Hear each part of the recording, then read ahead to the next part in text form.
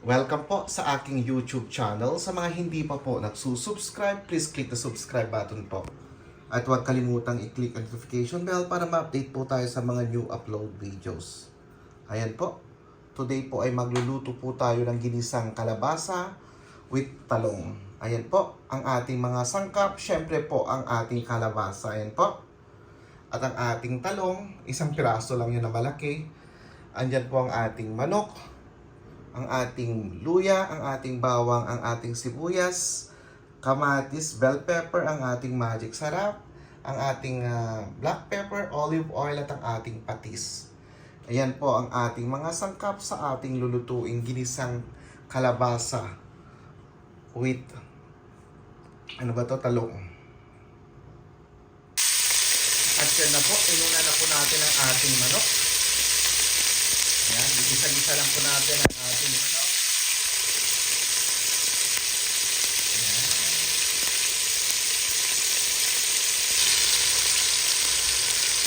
Ayan po.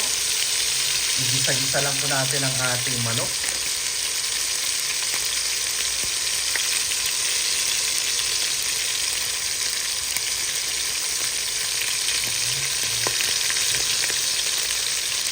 Color brown lang po natin lahat.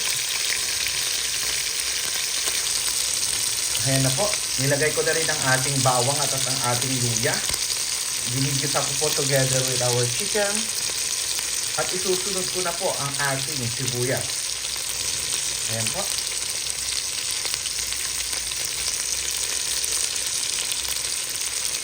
I-color brown lang natin ng konti yung bawang. Ayan na po, nilagay natin ang ating sibuyas.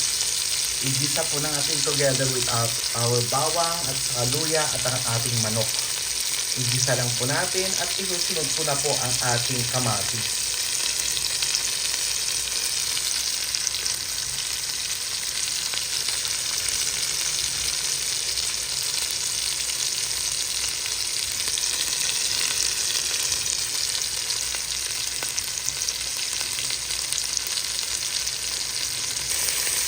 At yan na po, nilagay ko na rin po ang ating kamatis. Ayan, ginigisa ko na po ang ating bawang, sibuyas, luya, manok at ang ating kamatis together po. At lalagyan ko na rin po siya ng patis at konting magic sarap po at black pepper. Ayan.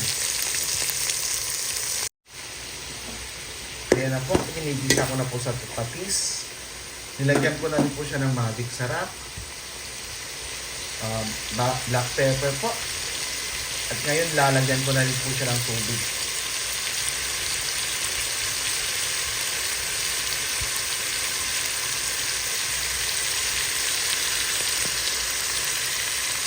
Ayan na po, nilagay ko ang ating kalabasa at lalagyan ko na rin po siya ng tubig po.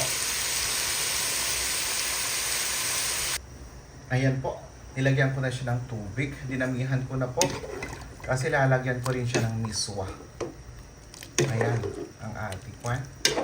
May talong pa kasi tayo, marami din yung talong. Pakuluan lang po natin. Kumulo, lutuin natin ng konti ang kalabasa. Then ilalagay ko na po yung talong. At yan po, nag-start ng kumulo ang ating kalabasa.